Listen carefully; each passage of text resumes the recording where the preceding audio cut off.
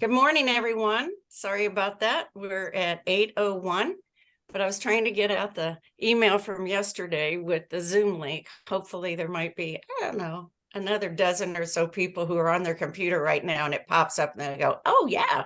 And I sure would like for as many people to join us as possible. So Lisa and I were just talking about being compassionate USA partners. And so there are a couple things that I want to talk about. And I think that's the first one. So I'm going to bring on screen partnership and why and how. And I'm also going to be making the announcement a couple times that on this coming Monday night at 6:30 p.m. at Alamo College's district offices at 2222 North Alamo, we will be launching on a local scale Compassionate USA. It will be actually a community conversation. And I know many of you have been to those in the past, but the conversation will be led and warmed up by our mayor and also the mayor of Uvalde, Mayor McLaughlin. So I invite you to that. We're also inviting at the same time for organizations, congregations, institutions, nonprofits, make that list to become partners in Compassionate USA. So this is the Why Be a Partner one pager that I can send to all of you. And I hope some of you have been reading it a bit. Can you see it on screen? We can see it. Great. So this mission, it says throughout the United States, but because it's also online, the entire world is accessing it, as well as the 449 other compassionate cities globally. So in another sense, what we've created here in San Antonio is available to our entire planet. I'm not going to read through all of these why you would want to partner. They should be really obvious to you as you scan them, why these things are important to shifting our dominant culture in the world. I have put under the goals that this local launch again is this coming Monday night. And I'm going to put those links in a minute in chat, but it's free and it's open to the public. But we're asking people to register for planning purposes. The doors will open at 5:45 and there will be some nibbles of food. So from Pasha's as well as Green, a Mediterranean Grill. So limited seating. We have exactly 280 chairs. And right now, we're getting close to 300 in terms of entire registrations. I think we have a little over 200 in person. So the goals are there. I don't need to read those to you. I'm hoping that some of you have already been reading. The components of Compassionate USA, we've already looked at one of those last week. Number 5 here, collective trauma and collective healing. But you can see all the other focus areas mentioned here. So there are 6 videos, but there's also a micro course that goes with that you can take. The toolkit is still in process, but those are things that can be utilized for social media and communications. So you can just take them and use them without having to develop your own. So down here, when we get to then partnering, what does partnering mean of an organization, an institution, a nonprofit, a congregation? It's 3 parts. So the first part is that that you will be recognized globally, that you are affirming and endorsing this campaign, basically saying yes, that we need more compassion in the world. That's the first part of a partner's partnership, not to overdo all those P's. The second one is to communicate and promote it, to tell other people about it. And again, that toolkit will become helpful in doing that. So communicate and promote. And then the last of the 3 parts is to disseminate and implement it. Use it. and then talk back about how you're utilizing it in your organization, or how you're getting it out there in the world. Some of the recent partners in the last weeks, one is the Multi-Faith Council of Northwest Ohio. I think I've got that correct.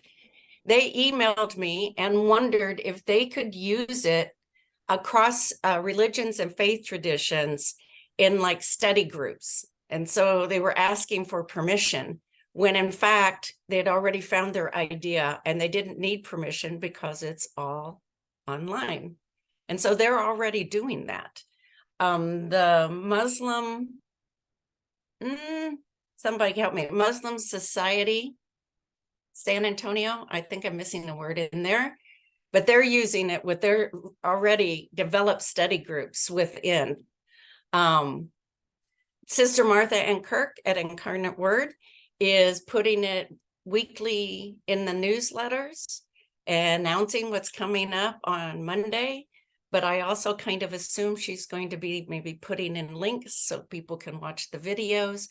And that's going to all of their staff during the summer. I assume they'll be doing something more with students come fall. And the mayor plans to show one video at the beginning of each of the council meetings coming up. So all that said, you can email partner@CompassionateUSA, which is me, but you can also just email my address, ann.helmke@sanantonio.gov. And I think you all know that. So enough of that announcement, right? We're going to get into why we're here today. You all received the notice yesterday. And so we're going to be talking about systems today and watching that video. Last week, it was on collective trauma and collective healing, how we experience things together as a system. And today we're going to be looking at systems themselves.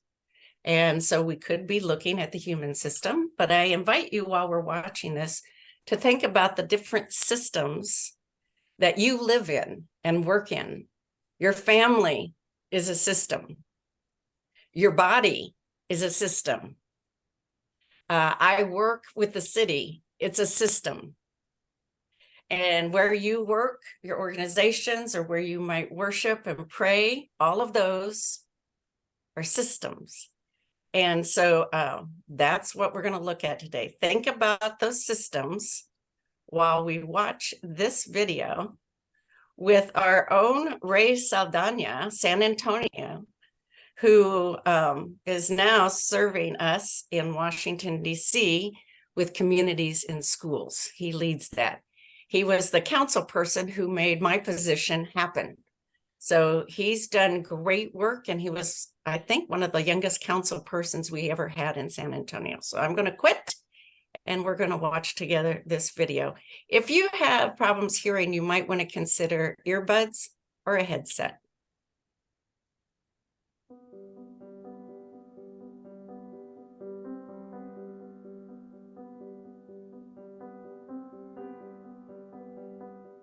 We live in a connected and rapidly changing world. Technology has transformed the way we learn, shop, and communicate with one another. There has been no other time in history when we've been able to do so much with a simple click of a button or a tap of the screen. Despite our ability to connect to information, entertainment, or other people in an instant, studies show many of us feel a greater sense of loneliness and isolation. It can be challenging to navigate our roles and responsibilities at home, at work, or with the various systems of connection in which we are involved. So what is a system of connection? The families we belong to, the schools we attend, our faith community, the places we work, and the countries and communities in which we live are all examples of systems. System thinking helps us make sense of the world's complexity. When we engage in systems with compassion, we are working to develop actions that will produce greater well-being and less harm for ourselves and others. Eric Cooper's work as the president and CEO of the San Antonio Food Bank has garnered national recognition from the Wall Street Journal, Huffington Post, and National Geographic. Learn how the San Antonio Food Bank has put compassion at the center of everything they do. Our philosophy here at the Food Bank is that we serve the entire community, both those with resources and those without. We're wanting to make sure both are living their best life, and I think compassion holds it all together. It's when someone's selfless and sharing and caring, or when someone's in need and is humble and receiving. Those two things come together here at the food bank, and we witness that miracle of compassion every day. Over the years, many elected officials have stated that the best welfare program is spelled J-O-B. I believe in the power of work. People should work according to their ability, but receive according to their need. Living wages start to be how an employer shows equity and belief that they want to provide for their worker. The interdependencies of compassion and sustainability are oftentimes manifested in an hourly wage. Minimum wage should have a maximum age. It can't sustain a parent. It can't sustain a household. I don't believe we're going to solve hunger with a canned good. I believe it's through building a community of hunger. In a lot of ways isn't about food. It's really about resources and income. And so our society has to have upward mobility and opportunity. All sectors have to be firing in affordable housing and access to education, but meaningful employment that's sustainable, is going to be provided from a market that is compassionate. Now let's hear from Ray Saldana, the CEO of Communities in Schools. Not only does Ray lead a team of 4,500 people across 25 states, he is a former city councilman and understands how important it is to approach our systems through a lens of compassion. You have to understand sort of human nature of people. We are sometimes happy, we are sometimes mean, we are sometimes impatient, and hardest thing to do is not to work with the people, but to work with the systems that oftentimes we have to take so much of a leap of faith that they will respond and support people who may be having the best day, the worst day. That's what makes compassion within systems so critical and vital for their success. In many cases, if you want a student turned on to learning, they need to be turned on to living. And living is sometimes the hardest part for our families, our students who want to be able to be successful in math and reading and all other aspects in the school system. And we try to make the case at different levels of government that really the way that we can be successful on the measures that we care about, whether those are academic or standardized tests, means that you cannot ignore an entirely large component of a student's life. The issues, the trauma, the challenges, the violence they may see, the things that really can hold them back when they come into the classroom can really impact their ability to be successful in the measures that we all believe are important. It's Alice Walker who said that the most common way we give away our power is by thinking that we don't have any. And many members of our community often feel powerless because they feel as if they don't have any power to really exercise, whether it's their voice or their ability to talk about issues that could be affecting them negatively. When you have compassion, you don't ignore, communities that have been ignored for generations. You don't discriminate against those that decisions have been made in the past that have allowed them to be held back. And so I really think at any layer, whether you're thinking about universities, government systems, local parks, healthcare systems, schools, that when you bring compassion into a way of thinking, you really are disconnecting all of the problems that get in the way of the connections that need to be possible for relationships to really grow. When we combine compassion with systems thinking, we can more readily recognize how individual experiences, values, and choices influence the rest of the system. When we evaluate our perceptions and assumptions, we can act with greater equanimity in our relationships within these systems. By working together to solve problems, we reduce the risk of harm and increase well-being for ourselves and others. As a result, our systems can become more positive, healthy, and interdependent. We hope you enjoyed this video. For more resources and to continue learning, please visit the link on the screen and join the Compassionate USA Skills course.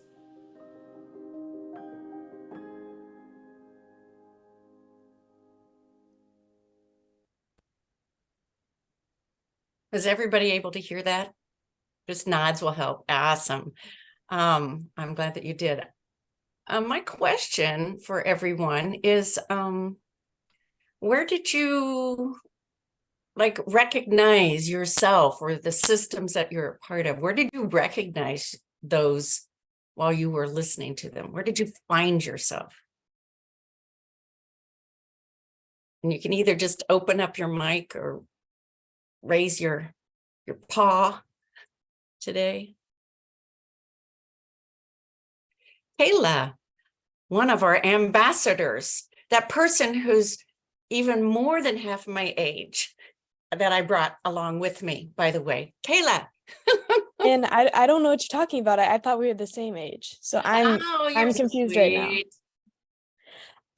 One system or one aspect of the video that I really connected with was the thought that you don't just need support on your worst day, you also need support on your good days as well, which is something that the person who was a community liaison in the schools and things like that, he kind of mentioned that a couple times, saying about like, we hope to support everyone on their good days, their not so good days, and their great days, because that's also when you need support to get to your great days. And it's important to acknowledge that type of compassion, because compassion isn't always just, you don't get it always when you're super, super low. You also get it when you're super, super high as well. And I recognize that within my own system and my own like school community as well, whether that's teachers showing compassion to me, helping me work after school to understand the material more, or even just resources within my school as well. So, and also there's just a lot of resources in general that help show me compassion that I think I don't always notice, from the little things every single day to the very big things that do help me create that overall great day that people put themselves into like every single day. Wow. Now see what happens when you invite somebody? Am I wrong? Everybody should be doing like emojis, because that, Kayla, having you, yes, see, everybody's excited. Having you share all of that with us brings me not only more thoughts and ideas, it gives me such hope, such hope. By the way, Kayla's born San Antonian and going to Emerson College. So she's also interning with the initiative during the summer. Others, where did you recognize yourself? Michelle, you have some thoughts? Open your mic. If that's a raised hand, I know you were clapping before, but. No, I did not have anything. Okay. I'm having problems with my emojis. That's all right. That's all right. It's Rob.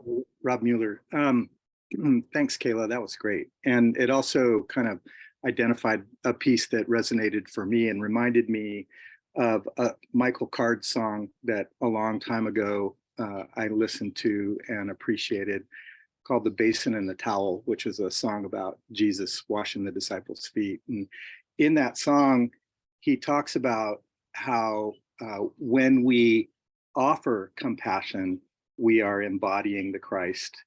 And when we are receiving the compassion of others, we are embodying the Christ who said, when I was hungry, when I was thirsty, when I was in prison, or when the least of these were, it was me that you were serving. And so that, and then he talks about how when the giving and the receipt, when the giver and the receiver are both aware that they are participating in the life of God, then our individuality disappears and we simply become part of that divine whole. And I love that image, and I think it's very much reinforced by the message of this video, that it is in the giving and receiving that we are all made whole, not just the ones who may have the economic liability in that moment, but we are all. And the other reflection I had was words from Dee Sanchez, who set up the Catholic Worker House many, many, many years ago, and who used to talk about how the Catholic Worker House was salvation for those who were supporting it as much as it was salvation for those who were receiving the gift of its ministry. And so I think that concept that we are all blessed when we live more compassionately and are able to both give and receive compassion is a powerful message. So thanks for that. And Rob, before I go to Lisa, I'm gonna and Paul, anybody else, Mark Wittig, who serve on our Sane Society Community Collaborative, also known as the Violence Prevention via Faith Community Collaborative. I think we've got a perfect example here of Rob has been talking about, well, I'm not going to give that all away, right? What they've been talking about in that collaborative in terms of guns specifically. And the exciting news that I want to bring to that is that we've now had, in the last couple of weeks, this is important, we've had a council person reach our direction for a gun exchange program. So this starts to then take into that whole system of gun violence. It's a system. How does compassion shift that? So I'm going to leave that question to those folks in the collaborative to think about and then tell us about while Lisa is talking. Lisa, what you got? Well, I just keep thinking about what Eric said about the food bank, and that one can good isn't going to change hunger, isn't going to solve it. And I think that's where we all need to acknowledge our power in trying to help fix the systems, and kind of step back, and there's compassion for the individuals involved, and then taking a step back and saying, well, how can we fix the system so that these people don't continue to have to go to the food bank every week? Right. It also makes me think of a really great example that we had here in San Antonio when Snowvid hit. I don't even remember doing it, but in some email where I was trained to find, volunteers to hand out water, several different things were, of course, happening at the time. But I put out a suggestion, well, check with the people in your neighborhood. And so somebody read that, what used to be on the near kind of northwestish side of downtown, the Impact Guild. And so community members in that neighborhood got together and they went door to door. So it wasn't then a matter of where's the nearest food pantry or food bank. It was about shuffling around food that they all had, and they found out among them and then shared it in their neighborhood. And they had people move to different people's houses. And so they worked together, that's a shift in a system.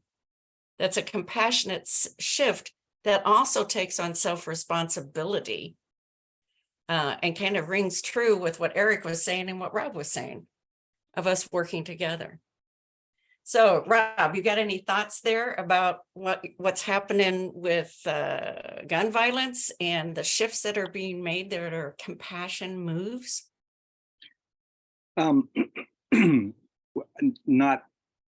Nothing super clear at the moment. There's work that's happening. We're getting ready to start meeting and try and put into place a gun safe distribution, and also some public manifesting of what the cost in human lives has been of gun violence in our community. But I've been out of town for the last 10 days. And so we haven't had a chance to pull our meeting together to get working on that. So, but hopefully in the next month, we'll have some very clear stuff to share, which I'll be glad to do. Yeah, it also makes me think, I know that Cops Metro asked for a campaign. So Right. If you think about culture, culture is formed out of common language. Mm-hmm. And that's very much, And that's yeah, very and much what we're after. communicating. And we all know what happens with education. When a community is educated, it's a compassionate shift. Well, and I mean, it's not just the handout of gun safes, but what we're hoping to do is develop a public education campaign.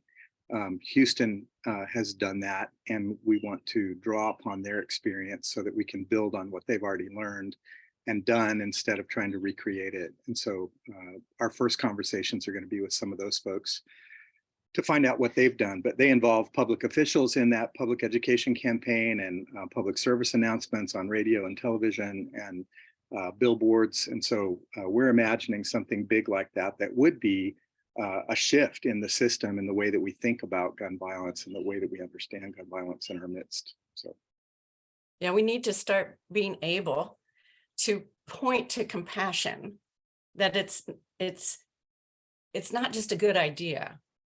I mean, it has hands and legs.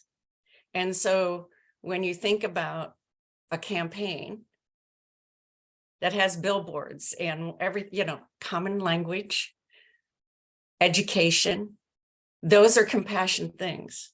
Gun safety and getting that out there, gun exchange, pulling it back, those are all compassion steps. So there's real stuff that happens. So the Ready to Work program, it's got lots of stuff that it still needs to do, but that's a systemic solution that is compassion focused. And it ties into what Eric said, didn't he, about quality work at quality pay. It's not the can, it's right. So Anne-Marie, you have your hand up. And you need to turn on your sound. There you go. There we go.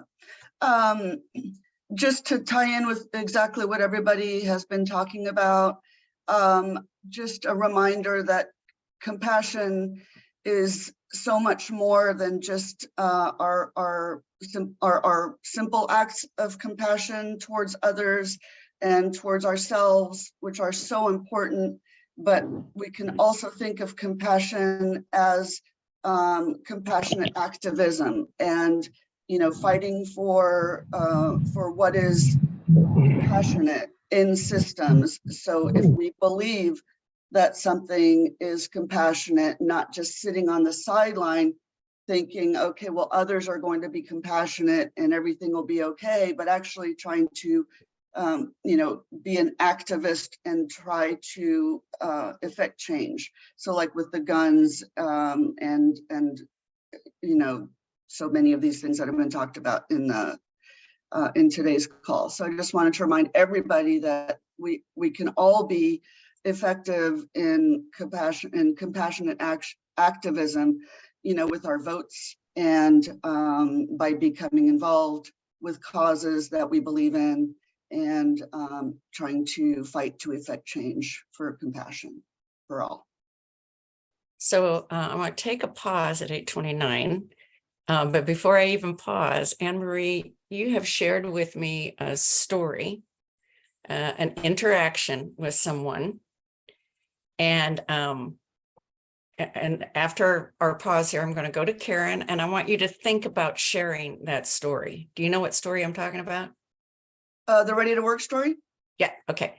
You okay with that? We'll come back and hear that, because it is it's a perfect example of one person's path connecting another person's path in a new compassion system. So we'll pause first. It's 8:30. Those who may have to leave us today to go on to other things, thank you for being with us. Next week, I think we're going to look at self-compassion. So whatever happens on the microcosm impacts the macrocosm. So how we each live our life and practice compassion here impacts then the collective trauma and healing, and it also impacts the system. You might not think it, but we need to start looking that way. And when we hear Anne-Marie's story, you will see how her move is changing the system.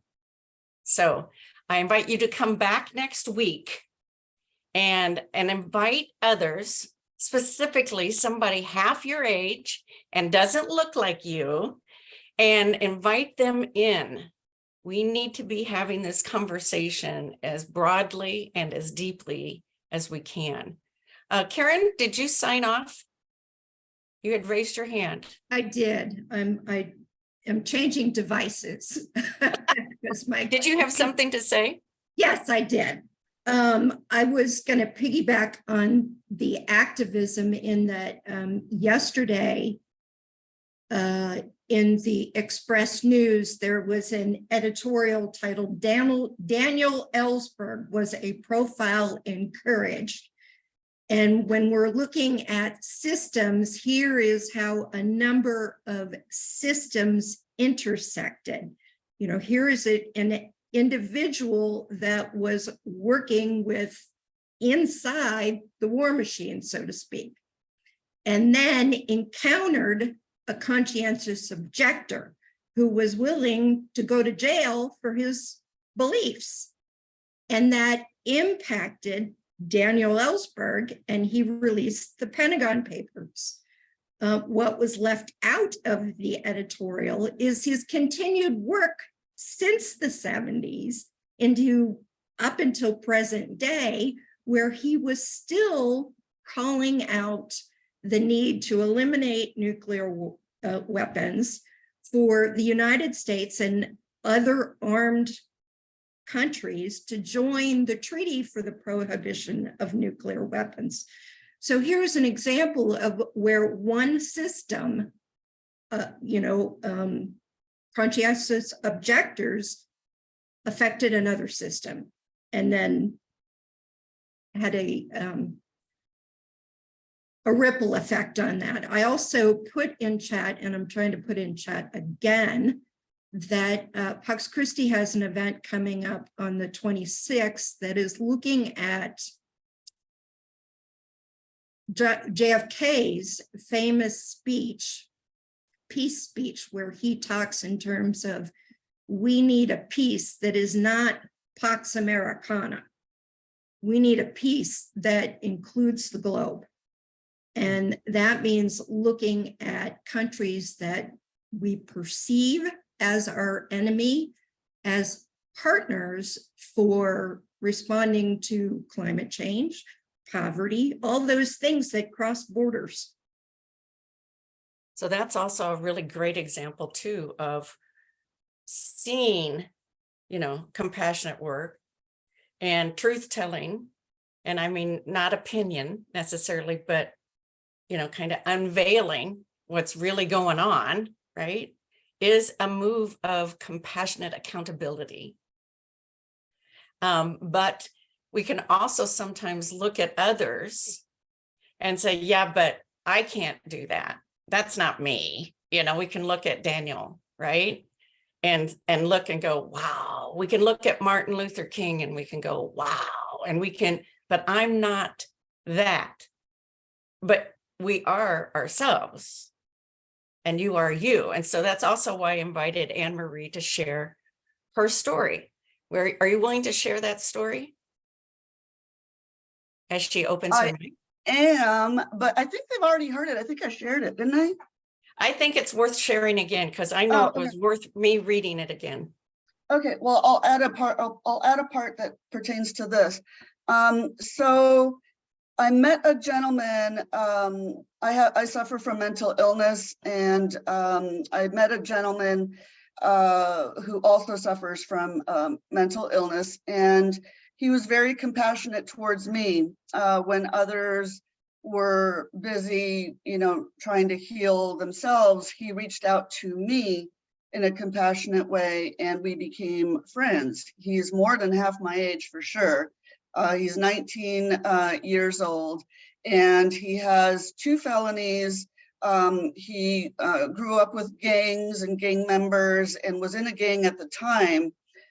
He's also very, very, how do you say it, devout, very firm believer.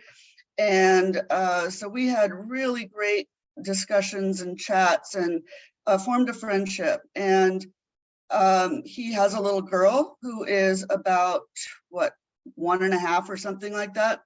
And he wanted to change so that he could raise his baby girl and, you know, show her how to have a good life. And so when the Ready to Work program came out, I encouraged him to apply, and he was all excited, and he did, and he got in, and he selected the, oh, what's it called? The machine that picks up and moves things. Forklift, maybe? What? Forklift? That's the one, forklift. So he got the forklift certification. And so then now he has that to put on his resume forever. And he passed with like 100% on his test. So he was so proud of himself. It helped his self-esteem. And I was so proud of him. And but then I was like, okay, he graduated, now he's going to get work so he can get income, so he can get a place to live, because he was about to be homeless because he couldn't live at home anymore. So so I waited till after the holidays, and I was like, dang it, why does he not have any job interviews? Where's the rest? Like, what happens? Well, how's the story end?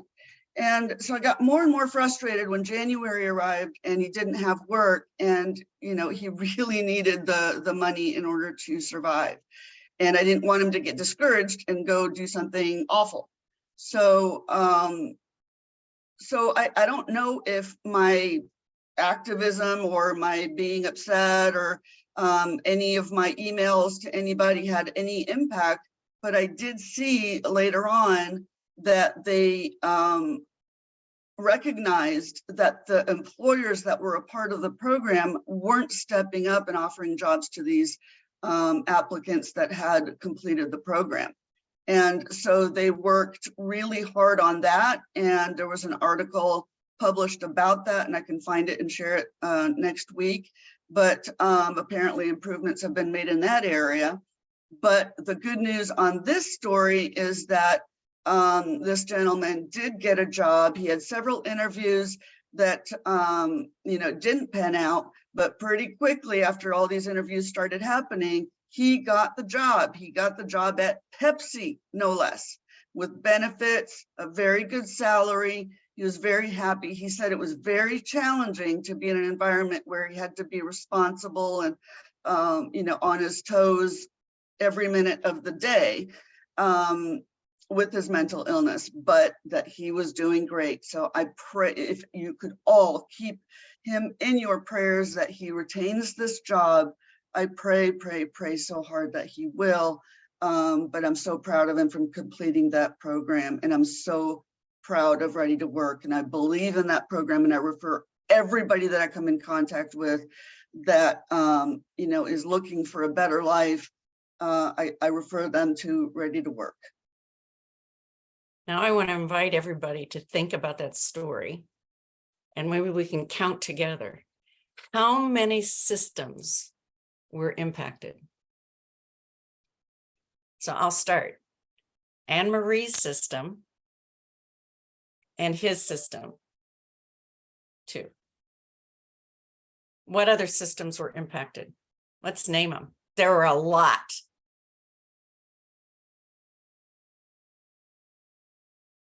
Mental health System. Job training. Ready to Work system. And in a couple ways, right?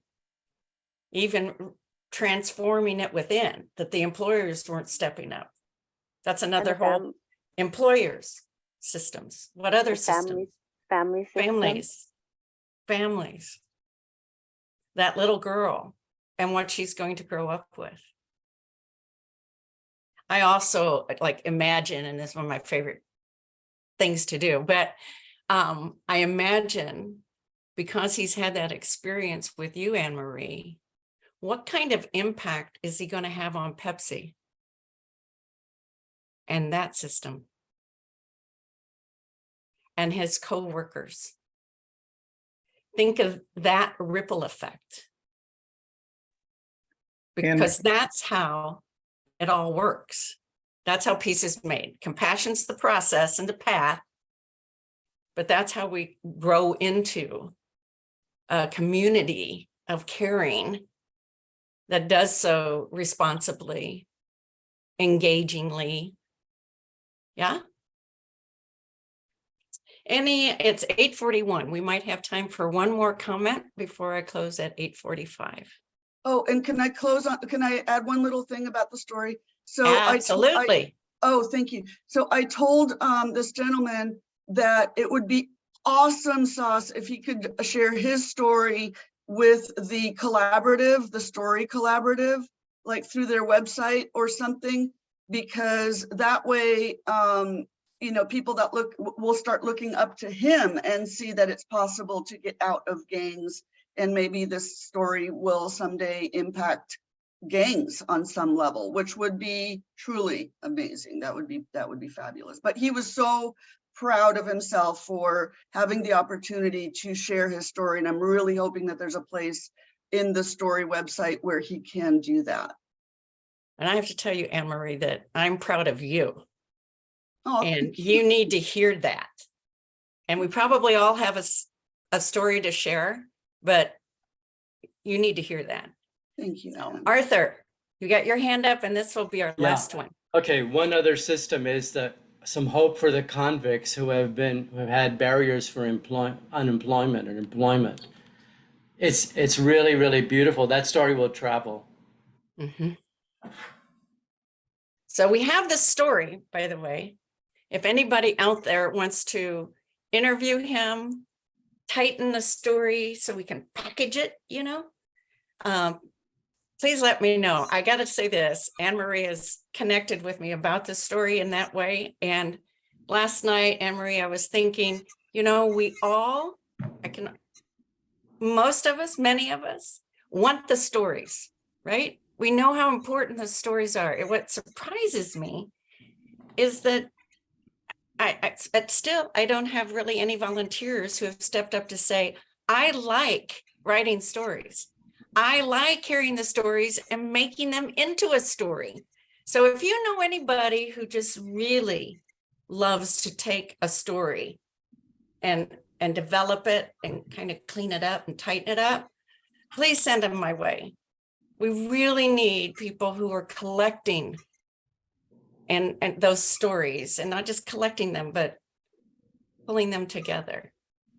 A student in journalism would be. I know somebody among us who's really good at it, but he's busy doing something also very important. So he's working with Sacred, and I'm not talking about Bill. I'm talking about Keith.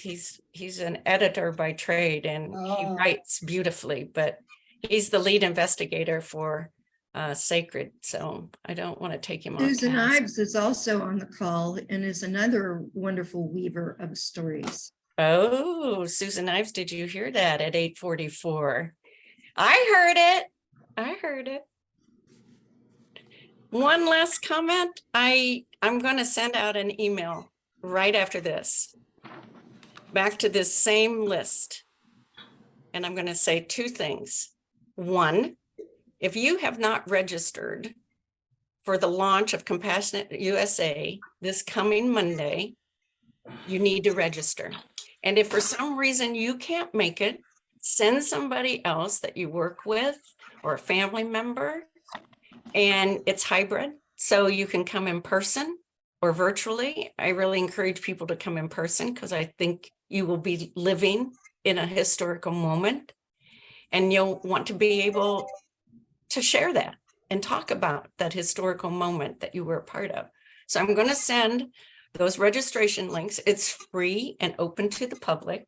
So sign up or find somebody else to go.